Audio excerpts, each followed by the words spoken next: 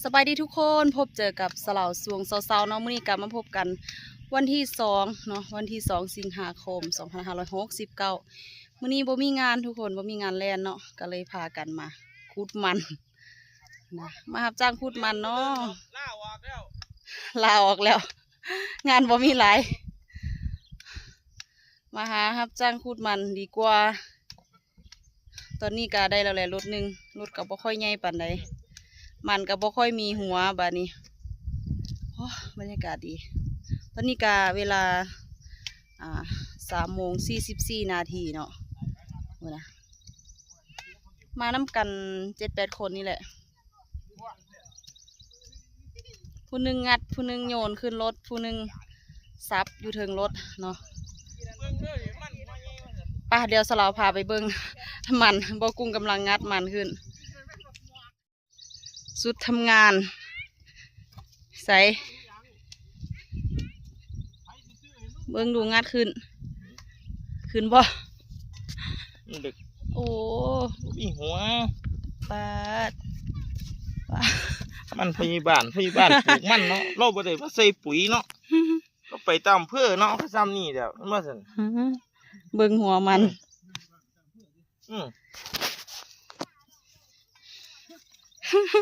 เนี่ยมีอย่างเพิ่งเนาะรู้นั่นหัวใหญ่อยู่แต่ว่าบ่ค่อยมีอะไรละที่5 ตันเราเนี่ยปาดก็ได้หัวละซ้ำนี่ใครอยู่มันพยาบาลเรามีเวลามีบ้าน3 หมู่อยู่นี่ผู้หนึ่งเลี้ยงงัวกับควายผู้หนึ่งปลูกมันผู้หนึ่งเด็ดจังไดผู้หนึ่งปาดหมดแดงมันหักเด่นนี่อู้ป่วยหมดมันหักค่าอยู่นี่ต้องจุกขอบ่จุกเด้อหมดแดงคุณน่ะลืมอยู่รถอีแตนน้อยๆนึงเนาะข้าวเดียวก็เต็มมื้อนี้เพิ่นว่าสิเอา10 คันรถว่าซั่น10 เที่ยว เพิ่งรถเพิ่นแต่ละเที่ยวรถบ่ได้2 ตันอยู่บ่รถ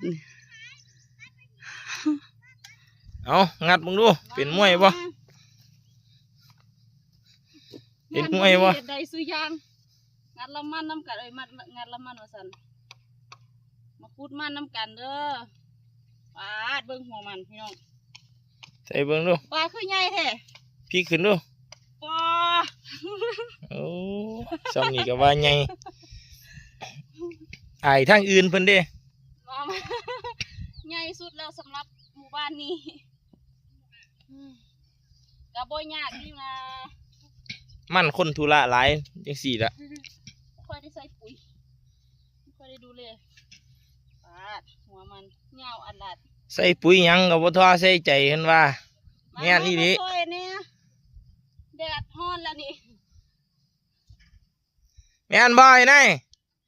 ใส่สูตรหยังก็บ่ท้อใส่ใจเห็นว่า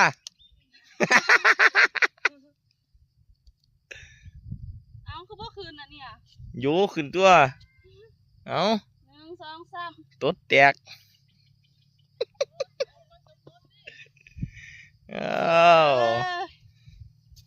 ได้การอยู่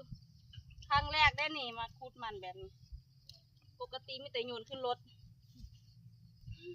อุ้ยเขามี2 อันนี้มันก็เลิกแท้บ่แมนสุดแล้วไปต่อพุ่นแล้วไปย่างไปน้ำไอ้ในพุ่นไปมาตะพุ่นก็ได้น้ำมูเพื่อนพุ่นเอาเว้าหน่อยเฮ็ดหลาย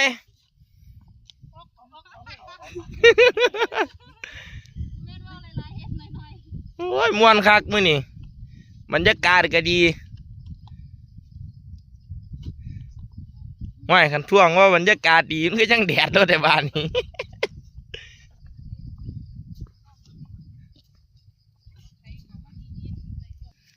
เอาเปลี่ยนมือเปลี่ยนกันงัดวันนี้เอาแม่เฮ็ดแม่ยืนเบิ้งเฮ็ดหยังปารวมแรงรวมใจลุยเฮ็ดเพื่อเงิน เพื่อเงินเฮ็ดได้ทุกอย่างเอา เป็นจังใดมันหึมตีมันเน่า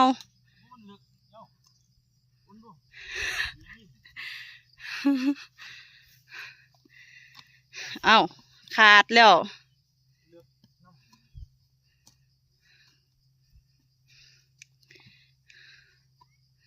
อู้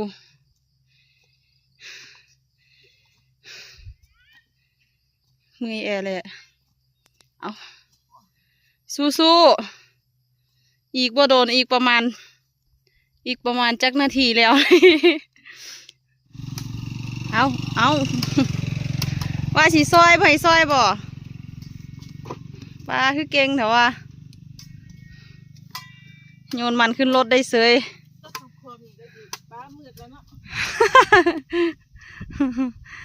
เฮ็ดงานเสาร์อาทิตย์นี่ละลูกจังสิได้ซอยเห็นบ่แมนแมนเออไปโซเฟอร์ครับเบอร์81พาพ่อแม่ลงกระโศกเลย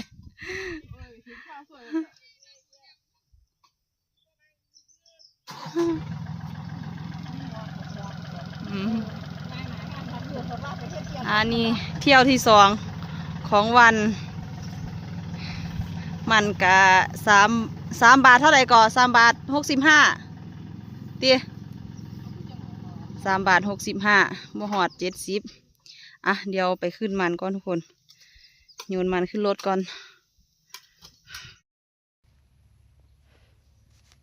นั่งพักทุกคน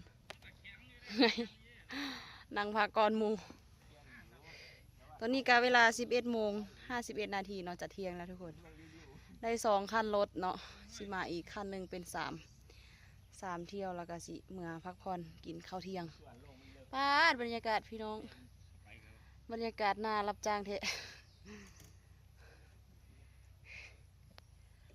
มียากะเมื่อเฮ็ดน่ากินแล้ว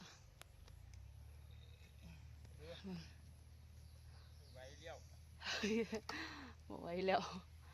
ขับรถอยู่ดีๆจังได้จังตกมาอยู่ป่ามันขุดมันรับจ้างเฮ้ยเมื่อยมีแนวเฮ็ดกับเฮ็ดสู้แนวตีเราทำได้หมดเพราะมันของแท้ตายเลี้ยวนั่งก่อนหมูเมื่อยแอร์เลยปวดแอวเจ็บแอวใส่กระบูดกระเจ็บตีนทุกคนใกล้จะได้เมื่อพักผ่อนแล้วแหละจะเที่ยงแล้วอีก9 นาทีกับเที่ยงอีก8 นาทีอีก10 นาทีว่ามันสิเอาอีกขั้นนึงจังสิเมื่อ ปะเมื่อก่อนสันทุกคนตอนนี้กะเวลาบ่ายโมงแล้วเนาะกินข้าวเที่ยงแล้วกะมาลุนหมูคือเขาขาล้างถ้วยเนาะทุกคนล้างถ้วยล้างจานไว้เพราะว่ามื้อแรงกับมื้อค่ำๆกะสิเมื่อยขี้คร้านล้างก็เลยกินข้าวเที่ยงแล้วก็ล้างไว้จังมากับยา2 คนหมูเขาเฮ็ดจนสิเต็มคันรถแล้วแหละลุยฝนมาแล้วมื้อน่ะฝนกับมืดคือ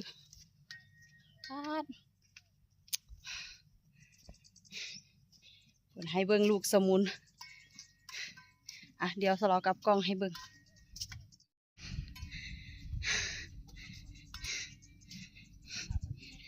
มือโยนมัน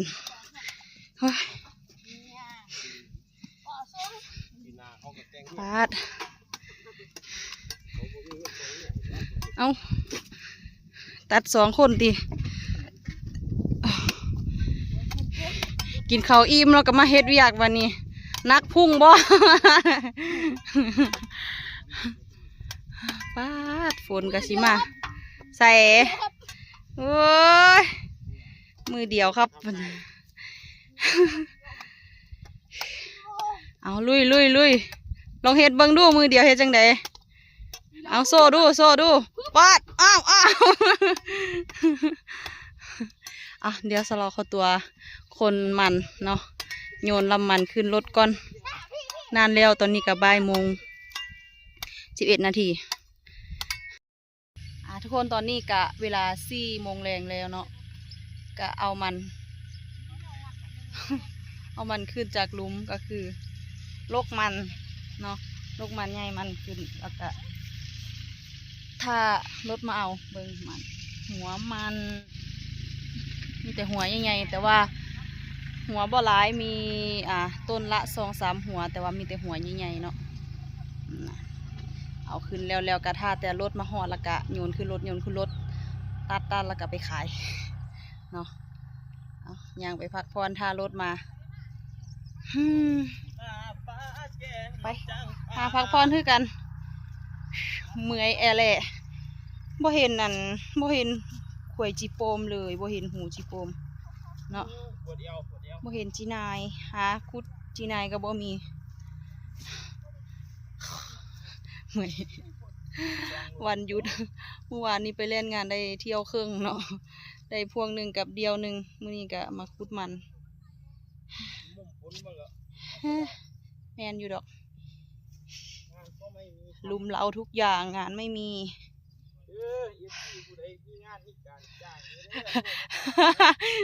ผู้ใดมีงานจ้างเนี่ยเด้อที่ตอนนี้กำลังตกงาน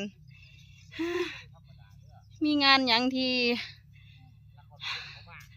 รับคนท้องเนี่ยบ่คนท้องเอาบ่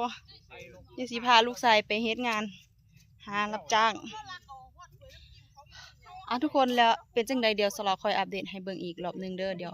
ถ้ารถมาเนาะพากันพักผ่อนกินน้ำกินในเอาลุยยกสุดท้ายใกล้สิอวสานแล้ว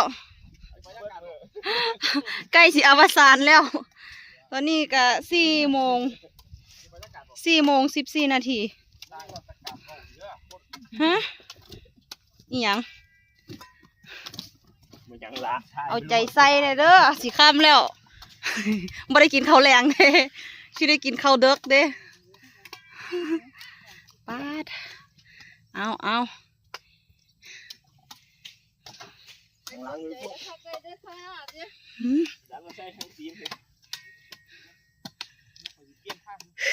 ผู้ใดต้องการคนงานกะติดต่อมา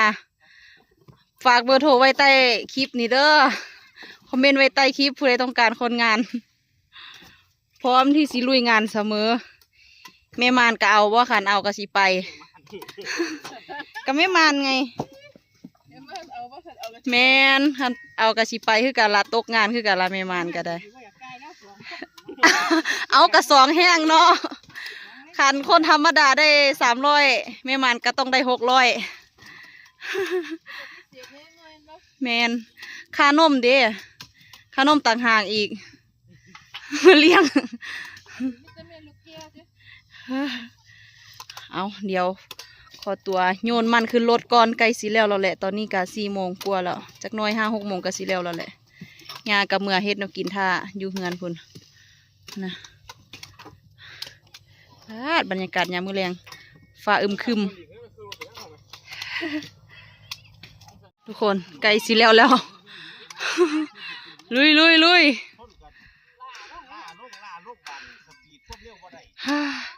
เอาเบิดอยู่นี่แล้วก็คือว่าเบิดแล้วคือว่าแล้วเลยตอนนี้ก็เวลา5:33 นาทีปาดแล้วแต่เวทตอนนี้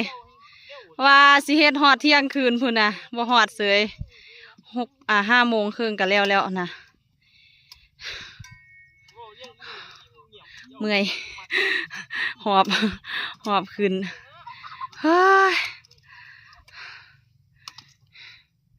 ลุยมือตัดนะตัดมันนะผสมดินดิเที่ยวสุดท้ายเอาได้เฮแล้วบัดนี้โอเคทุกคนตอนนี้กะอยู่ให้กะเบิดแล้วเนาะยังสิเอาอยู่หันทางออกอีกกองหนึ่งแล้วกะสิได้เมื่อแล้วพอดีได้6 รถ 6 คัน เอาไปเดี๋ยวสิไปท่าอยู่พุ่นก่อนคืนอยู่พุ่นเราก็แล้วเลยไปกล่องสุดท้ายแล้วทุกคนตอนนี้กับเวลา5:33 นาทีเนาะเซโยแล้วแต่เวนคิดว่าสิเฮ็ดฮอด6 โมงพุ่นเด้ได้หกเที่ยวเนาะได้6 คันรถอีแตนมีผู้ใดต้องการพนักงานหรือว่าคนงานบ่เนาะแม่ปุงสิไปสมัครเฮ็ดงานคนทองเอาบ่เนาะตัวช่วงนี้คือขาดแคลนแท้เนาะเวียกงานนี่เอาทุกคนเดี๋ยวคลิปนี้สลอขอตัวลาทุกๆคนไปก่อนเด้อเอาไว้พบเจอกันในคลิปหน้าสบายดี